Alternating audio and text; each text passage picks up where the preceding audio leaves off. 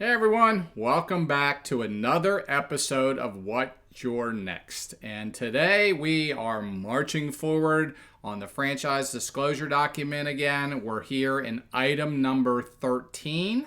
There's 23 items. We're on item number 13. Again, if you've watched some of our previous episodes, you might want to check those out if you haven't, because a lot of these are progressive, meaning they lead into some of the future items that you would need to know information from items previously to kind of understand these particular items. And this is one of those. This is item number 13, pertains to trademarks, copyrights, and other intellectual property that you have rights to under the franchise agreement. Welcome to What's Your Next. This is the go-to podcast for aspiring business owners who want to get to the next level, escape the rat race, and give their middle finger to the corporate 9-to-5. If you want financial freedom, work-life balance, and the business of your dreams, you're in the right place. Dave and Stacy Riska, husband-wife franchising duo, openly share their successes, failures, and lessons learned in franchising, business ownership, and working with your spouse.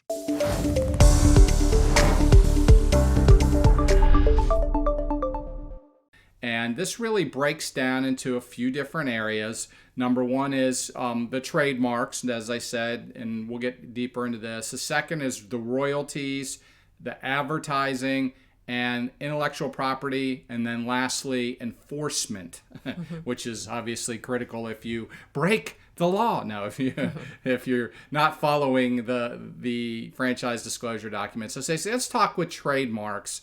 You know, this is a really big one. I mean, this one has to do with the right to use their logos, the right to use their marketing materials, things like that. Is there anything you want to add to this one? This is one that probably that the franchisor cares the most about, because as Dave said, it's the rights to use the name, the logo, the branding. And ultimately, that's what you're paying for, the rights to use. So you want to make sure that you have a legal right to do so. What the franchisor will do in this section is they will delineate whether any of these items, the logo, the trademark, any sayings, any branding, have been registered with the U.S. Patent and Trademark Office.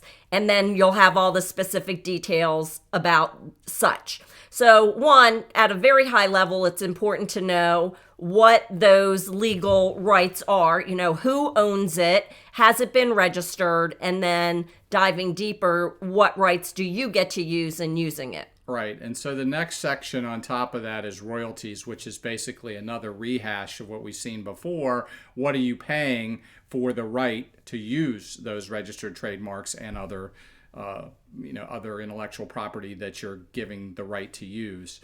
So we're going to just march to the next one, which is really advertising. And this is not the fees for advertising. This is really the guidelines and restrictions around advertising that you can and can't do. Really important. So, Stacey, you want to talk about maybe some of our experience with this, with our franchise? Yeah, because interestingly enough, in our franchise, they went through a logo redesign. So when the new FDD came out, everybody had to sign on to it, and that new logo was registered with the U.S. Patent and Trade Office.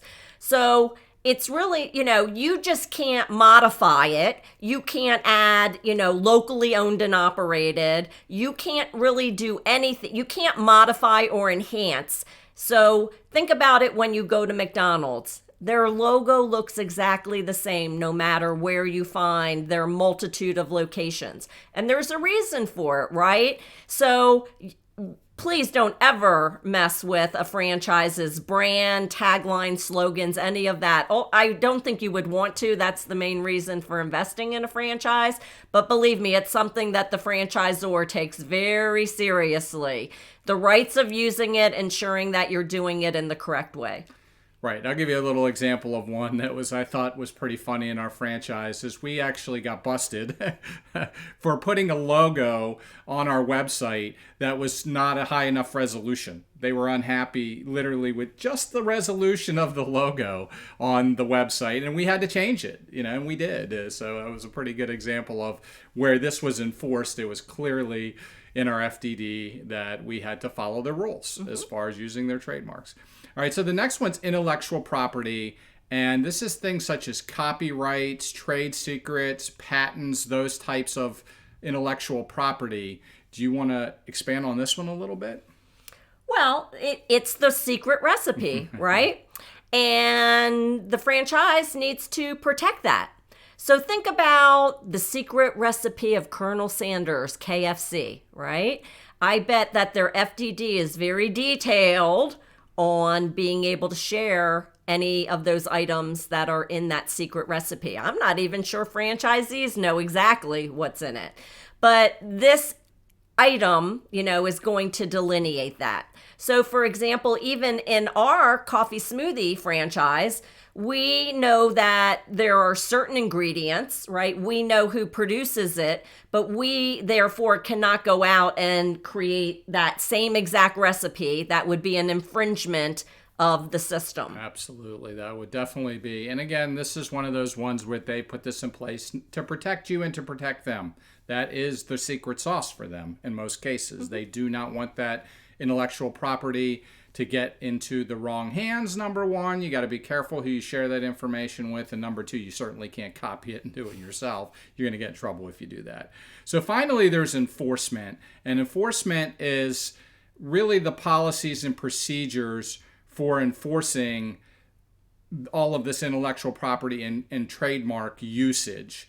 And it's mostly what has to happen if you're not in compliance and what that process looks like. And again, as we said, we got the compliance police after us when we put up a logo that was the wrong resolution. And all they ask us to do is change it as quickly as possible. So some of the things are pretty self-explanatory as far as what this is going to look like. Some things will be a little bit more stringent as far as these policies and procedures. So for instance, how do you handle it if you have an employee that won't wear the uniform? Something like that, right? I mean, they're supposed to wear that uniform, and it's really important to the franchise that trademark be on that uniform. So something like that, what are the policies and procedures that might be around those types of things? Do you want to add anything to that, or? No, well, that's exactly right. So in most franchises, you're going to have follow-up visits with your business coach or your training team, your consultant, however they define it. And part of that will be a compliance visit to make sure you're doing everything correctly. And if they see somebody wearing a different company's logo or your signage is not correct or broken, they're going to put you out of compliance. They're going to give you an adequate amount of time to fix it, and then they'll come back and check. But if you're truly blatantly misusing any of it, you could be putting yourself in legal jeopardy. Yep, absolutely. So again, this is a truly critical item of the FDD. We highly encourage that you get legal advice from a franchise attorney. We are not franchise attorneys. Every one of these FDDs, these sections or items are going to be written differently. The language is similar, but there's a lot of little I's and T's within this language that can be very different from one franchise to the other. So please make sure that you read this one in particular in depth as far as what you can and can't do with the trademarks and all of the other intellectual property that you're being given to. So that is it for today's episode. Again, if you like the information we're sharing here, please like and subscribe and come back for our next episode of What's Your Next. We'll catch you soon. Bye.